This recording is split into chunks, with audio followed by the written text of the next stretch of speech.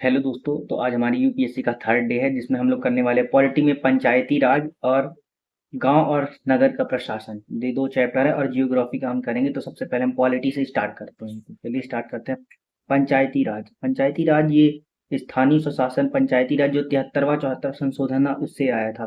तो इतिहास में जो हमारे ग्राम के जैसे सरपंच होते उसको हम क्या क्या कहते थे हम जानते हैं। पहले इतिहास में मौर्य काल में सतग्रामाधिपति कहा जाता था। वैदिक काल में ग्राम योजक कहा जाता था। आधुनिक काल जी ग्रामाधिपति रेड्डी पंचमंडली इत्यादि सब नामों से जाना जाता था जो अपना सरपंच होता था। तो आधुनिक काल है वो 1882 में जो स्थानीय स्वशासन का जनक है उसे लॉर्ड रिपन को कहा गया है। ठीक है, फिर आता है स्थानीय स्वशासन। स्थानीय स्वशासन पर सरकारों के स्थानीय मुद्दे जैसे विकेंद्रीकरण। विकेंद्रीकरण क्या है हम इसी के बारे में जानते हैं। मतलब ऐसी शासन प्रणाली जो शासन का शक्ति केंद्र को हटाकर स्थानीय स्तरों में बांट देती है। मतलब जो केंद्र बिंदु है उसको हटाकर जो छोटे छोटे स्तर में बांट देती है उसे हम क्या कहते हैं, विकेंद्रीकरण कहते हैं। जैसे केंद्र स्तर, राज्य स्तर एवं स्थानीय स्तर। 73वां संशोधन था क्या? 73वां 74वां संशोधन जानते हैं। 73वां संशोधन ग्रामीण स्थायी स्वशासन था। इसमें 11वीं अनुसूची में कुल 29 विषय थे। 11 और ये भाग 9 में जोड़ा गया था। इसमें अनुच्छेद 243 जीरो है और 74 संविधान संशोधन है। ये शहरी स्थानीय स्वशासन है। इसमें 12वीं अनुसूची है जिसमें 18 विषय हैं। भाग 9 की का में जोड़ा गया है। ठीक है, इसमें अनुच्छेद 234 पी 234 जेड सी है। डीपीएसपी राज्य के नीति के निर्देशक तत्व। डीपीएसपी का फुल फॉर्म होता है राज्य की नीति के निर्देशक तत्व। ये अनुच्छेद 40 में मिलेगा। ग्राम पंचायत जो है गांधीवादी सिद्धांत। अब हम जानते हैं ग्राम सभा और ग्राम पंचायत के बारे में। ग्राम सभा में जो वयस्क होना चाहिए 18 वर्ष से अधिक होना चाहिए तथा पंचायत क्षेत्र का निवासी होना चाहिए। यहाँ कार्य है सूक्ष्म योजनाएं तथा लेखांकन का कार्य होता है। ये ग्राम पंचायत पर निगरानी रखने का कार्य करती है। नियामिकी यानी नियम बनाने का कार्य करती है। और जो ग्राम पंचायत होती है इसका मुखिया सरपंच होता है। सरपंच, पंच सचिव, इसमें 3 लोग होते हैं और ये पंचायत क्षेत्र के लोगों द्वारा चुने गए होते हैं। और ये 5 साल के लिए रहते हैं सरपंच। और अनुच्छेद 243 में चुनाव प्रत्यक्ष तरीके से होते हैं, ये लिखा गया है। फिर इसके बाद आता है सचिव। सचिव की नियुक्ति की जाती है और इसका कार्य होता है जन सुविधा का निर्माण करना, पर स्थानीय कर निर्धारण और वसूली करना, सरकारी योजनाओं का क्रियान्वयन करना। ये जो सरकारी योजना आती है उसका क्रियान्वयन करता है। फिर आता है ग्राम पंचायत की आमदनी कैसे होती है, क्या मतलब इसके पास पैसा कैसे आता है। मकानों और बाजारों के टैक्स, जिला पंचायत द्वारा सरकारी योजनाओं के लिए मिलने वाली राशि को, सामुदायिक कार्यों के मिलने वाले दानों से। मतलब जो घरों, मकानों, बाजारों से टैक्स आता है वो जिला पंचायत द्वारा इन्हें दिया जाता है और सरकार सामुदायिक कार्यों के लिए मिलने वाले दान से इनको आता है। पंचायती राज्य का स्तर कैसा होता है? सबसे पहले जिला पंचायत, फिर जनपद पंचायत, फिर ग्राम पंचायत। 24 अप्रैल को राष्ट्रीय पंचायती दिवस मनाया जाता है। 2025 में ये 15वां होगा। ठीक है, फिर जो जिला पंचायत में अध्यक्ष अप्रत्यक्ष तरीके से चुना जाता है। जनपद पंचायत में भी अप्रत्यक्ष तरीके से। ग्राम पंचायत में गांव और नगर का प्रशासन। ये पार्ट 6 और 7 दोनों इकट्ठा है, तो इकट्ठा पढ़ते हैं इसको।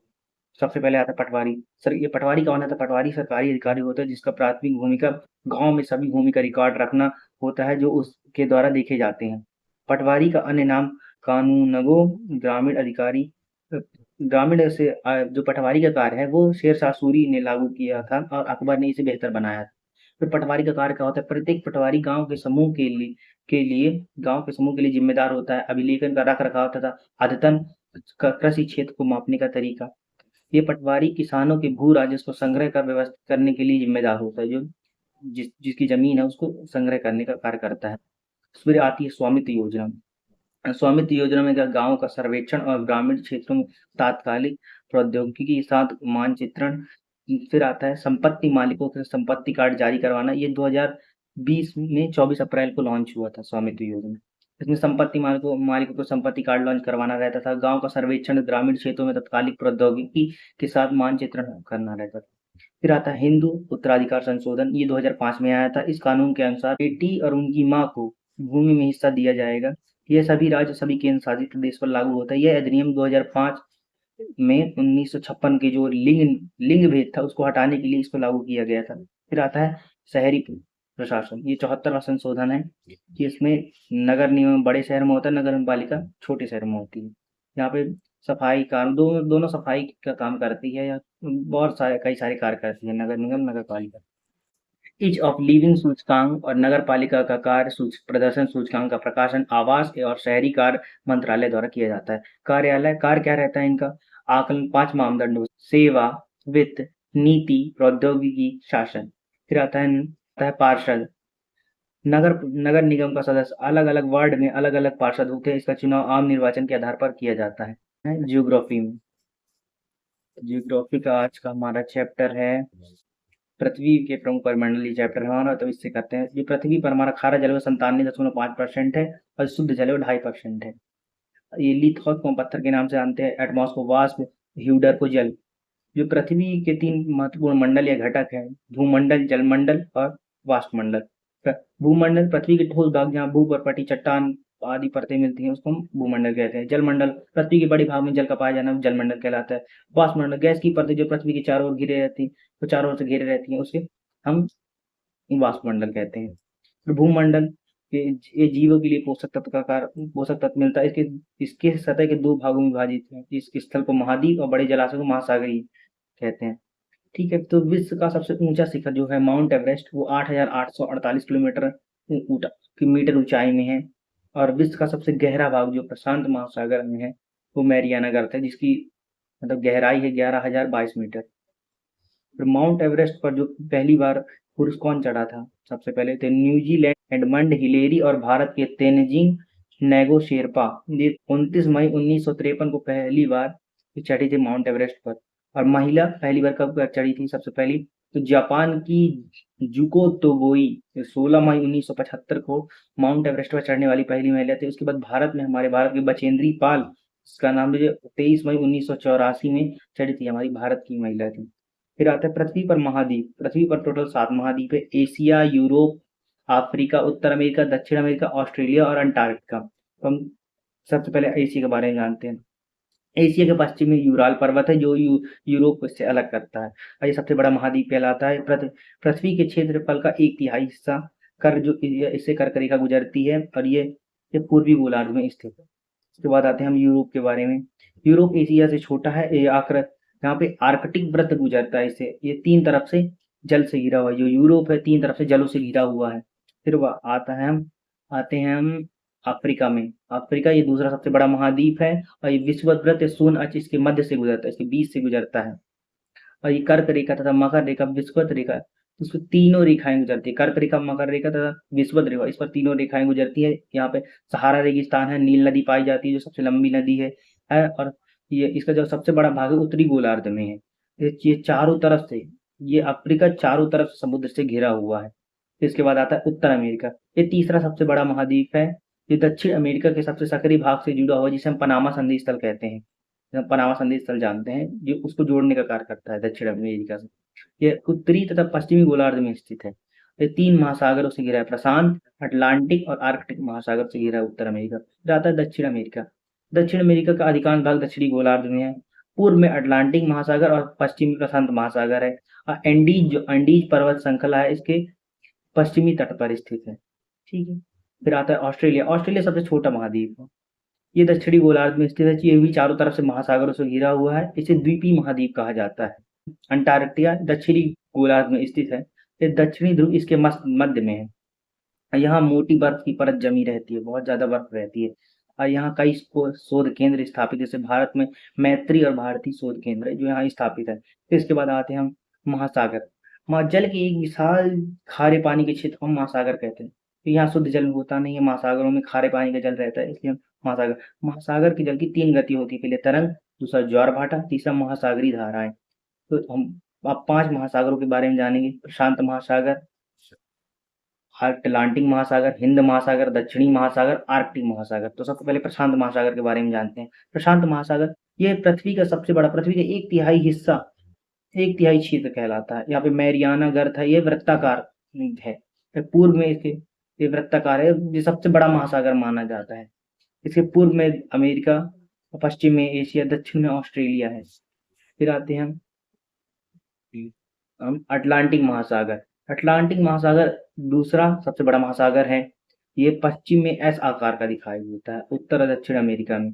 और इसके तट रेखा दंतुरित होने के कारण पोताश्रय एवं पत्तनों के लिए आदर्श स्थिति, मतलब जहाजों को जहाँ पे आश्रय दिया जाता है उसे पोताश्रय कहते हैं। और पतन जहाँ से सामान उतारने चढ़ाने का काम किया जाता है, मतलब यहाँ पे ये जो अटलांटिक महासागर है इसके तट पर जो है सामान को उतारने चढ़ाने का काम किया जाता है। और ये सबसे व्यस्त व्यापार के लिए सबसे व्यस्त महासागर माना जाता है, मतलब इसको व्यापार के लिए सबसे ज्यादा यूज किया जाता है। फिर आता है हिंद महासागर, इसका नाम भारत के नाम पर रखा गया है। ये त्रिभुजाकार है, उत्तर में एशिया, पश्चिम में अफ्रीका, पूर्व में ऑस्ट्रेलिया। तो उसके उत्तर में एशिया है, पश्चिम में अफ्रीका है और पूर्व में ऑस्ट्रेलिया है। ये दक्षिणी महासागर अंटार्कटिका महाद्वीप को चारों ओर से घेरता है। यह अंटार्कटिका महाद्वीप के उत्तर की ओर से 60 डिग्री दक्षिण अक्षांश तक फैला है। फिर आता है आर्कटिक महासागर, यह उत्तरी ध्रुव में स्थित तथा उत्तरी ध्रुव के चारों ओर फैला है। यह प्रशांत महासागर के सक्रिय भाग से जुड़ा, जिसे हम बेरिंग जल संधि कहते हैं। ये प्रशांत महासागर से बेरिंग जल संधि द्वारा जुड़ा हुआ है। ठीक है, हम वायुमंडल की 5 परतों के बारे में जानेंगे। ये जो 0 से 1600 किलोमीटर ऊंचाई था, पहले क्षोभ मंडल, संताप मंडल, मध्य मंडल, आयन मंडल, बहिर्मंडल, ये हम सब पढ़ चुके हैं पिछले चैप्टर में, इसलिए हम आगे कंटिन्यू करते हैं। जीव मंडल है, इसके बारे में थोड़ी जानते हैं। जीव मंडल जहाँ पर वायु, जल, हवा सब पाई जाती है, भोजन। तो जीव मंडल जल, वायु, स्थल के बीच का वह भाग है जहाँ पे जीवन स्थित है। इसे 2 भागों में बांटा गया, पहले जंतु जगत, पादप जगत। ये तीनों आपस में क्रिया करते हैं और एक दूसरे को प्रभावित करते हैं। तो ये जल मंडल है, वाष्प मंडल है, स्थल मंडल है, तीनों क्रिया करते हैं और एक दूसरे को प्रभावित करते हैं। इसके बाद आता है हमारा चैप्टर नंबर 6, पृथ्वी के प्रमुख स्थल रूप। तो सबसे पहले हम जानते हैं पृथ्वी सभी जगह एक समान नहीं है। पृथ्वी पर अनगिनत प्रकार के स्थल रूप हैं। ये स्थलाकृति 2 प्रकार के प्रक्रियाओं के परिणाम स्वरूप बनती है। पहला प्राथमिक प्रक्रिया, दूसरा बाह्य प्रक्रिया। पहले हम प्राथमिक प्रक्रिया जानते हैं। प्राथमिक के कारण बहुत से स्थान पर पृथ्वी कहीं उठी होती है, कहीं पे धसी होती है। यह संवहनी धारा के कारण होता है। हम संवहनी धारा किसे कहते हैं वो जानते हैं। संवहनी धारा उष्मा स्थानांतरण की एक प्रक्रिया जो तरल पदार्थों में जैसे गैस एवं तरल में होती है। जो तरल पदार्थ तरल या गैस में होती है, ये ऊष्मा को स्थानांतरित करती है। ठीक है, फिर इसके बाद आता है बाह्य प्रक्रिया। बाह्य प्रक्रिया स्थल के लगातार टूटने से बनती है। पृथ्वी के टूट कर घिस जाने की प्रक्रिया को अपरदन कहते हैं। इससे सतह नीचे होती है, निक्षेपण द्वारा इसका निर्माण पुनः हो जाता है। जो प्रक्रिया है जल, वायु, बर्फ के द्वारा होती है। पृथ्वी का एक स्थलीय भूभाग जो भूमि से 600 मीटर अधिक ऊंचाई या खड़ी ढाल वाली पहाड़ी को हम पर्वत कहते हैं। तो 600 मीटर से ज्यादा ऊंचा हो उसको हम पर्वत कहते हैं। फिर आता है जो मनाकी पर्वत है, प्रशांत महासागर के नीचे है, जिसकी गहराई है, मतलब जिसकी ऊंचाई है 10,205 मीटर। यह माउंट एवरेस्ट से भी ज्यादा ऊंचा है, लेकिन ये समुद्र के नीचे है इसलिए हम नहीं मानते और हम माउंट एवरेस्ट को सबसे ऊंचा पर्वत मानते हैं। ठीक है, फिर आता है पर्वत। पर्वत कहते किसे हम जानते हैं। पृथ्वी की सतह की प्राकृतिक ऊंचाई, शिखर, छोटा आधार चौड़ा, मतलब जिसका शिखर ऊंचा हो, आधार चौड़ा हो, एकदम शिखर एकदम नोक के जैसा हो। फिर आता है ऊंचाई पर जाने पर यहाँ पर क्या होती है, जलवायु ठंडी होती है। यहाँ पे ऑक्सीजन की जब जैसे जैसे हम ऊंचाई पर जाते हैं वहाँ पे ऑक्सीजन की कमी होती है। कुछ पर्वत पर बर्फ जम जाने के कारण यहाँ बर्फ की नदी बन जाती है, जिसे हम हिमानी कहते हैं। पर्वत एक रेखा क्रम में व्यवस्थित होते हैं, जिसे हम श्रृंखला कहते हैं। पर्वत एक के बाद एक पर्वत है, कोई छोटा पर्वत है, बड़ा पर्वत है, एक श्रृंखला बना लेते हैं जिसे हम पर्वत श्रृंखला कहते हैं। पर्वत कितने प्रकार के होते हैं? पर्वत 3 प्रकार के होते हैं। पहला वलित पर्वत, हिमालय के जैसे वलित पर्वत जैसे हिमालय हो गया, आल्प्स हो गए। इस सतह में क्या है, उबड़ खाबड़ है। ये अरावली सबसे पुरानी पर्वत श्रृंखला है, वलित पर्वत श्रृंखला है। ये उत्तर अमेरिका में अल्पेशियन, रूस में यूराल पर्वत, ये क्या होते हैं, गोलाकार दिखाई देते हैं। फिर आता है भ्रंश पर्वत, ब्लॉक पर्वत। ये बहुत बड़ा भाग, इसमें क्या होता है, बहुत बड़ा भाग टूट जाता है तथा ऊर्ध्वाधर रूप से वो विस्थापित हो जाता है, तो भ्रंश पर्वत का निर्माण होता है। जो यूरोप में राइन घाटी तथा वासजेस पर्वत। फिर आता है ज्वालामुखी पर्वत। ज्वालामुखी क्रिया के कारण बनने वाले पर्वत, जो ज्वालामुखी के कारण बनते हैं उन्हें हम ज्वालामुखी पर्वत कहते हैं। ये पर्वत जल के संग्राहक, नदियों के स्रोत, पर्वतों की हिमानियों से और तथा इन पर्वतों का जो जल होता है वह सिंचाई एवं बिजली के आता है। पर्वतों से चारा, औषधि एवं विभिन्न खेल जैसे पैराग्लाइडिंग करते हैं हम, बहुत लोग कूदने जाते हैं और जंप लगाते हैं, पंजी जंपिंग होती है पर्वतों से, कई सारे एक्टिविटी होती है, पर्वतों से ही करते हैं लोग। फिर आता है पठार, जो जमीन हल्का ऊपर उठी हो, सपाट से थोड़ी, जैसे 1000 मीटर 500 मीटर समुद्र से उठी हो, उसी को हम कहते हैं पठार, मतलब पठार कहते हैं। पठार में खनिजों की प्रचुर मात्रा में पाई जाती है। अफ्रीका का पठार जहाँ पे सोना हीरा प्राप्त होता है, जैसे भारत का दक्कन का पठार हो गया। पठारी क्षेत्रों में क्या जलप्रपात होते हैं, जैसे स्वर्णरेखा नदी, हुड्रा जलप्रपात, लावा पठार है, वहाँ पे काली मिट्टी पाई जाती है। फिर आता है मैदान, ये समतल भूभाग रहता है जो 200 मीटर ऊंचा, 200 मीटर से ज़्यादा ऊंचा नहीं होता। यहाँ पे अधिकांश मैदान, नदियाँ उनकी सहायक नदी से बने होते हैं। जैसे भारत में गंगा का मैदान, ये मतलब मैदान एकदम सपाट होते हैं, न ज़्यादा ऊंचा होते हैं न ज़्यादा नीचा होते हैं, न धंसे हुए होते हैं, समतल होते हैं, 200 मीटर से नीचे होते हैं। तो आज का चैप्टर बस यहीं। अगर आपको ये वीडियो अच्छी लगी तो प्लीज़ लाइक करें, सब्सक्राइब करें और मुझे सपोर्ट करें। Thank you. यूपीएससी के नेक्स्ट ब्लॉग में हम जल्दी मिलेंगे।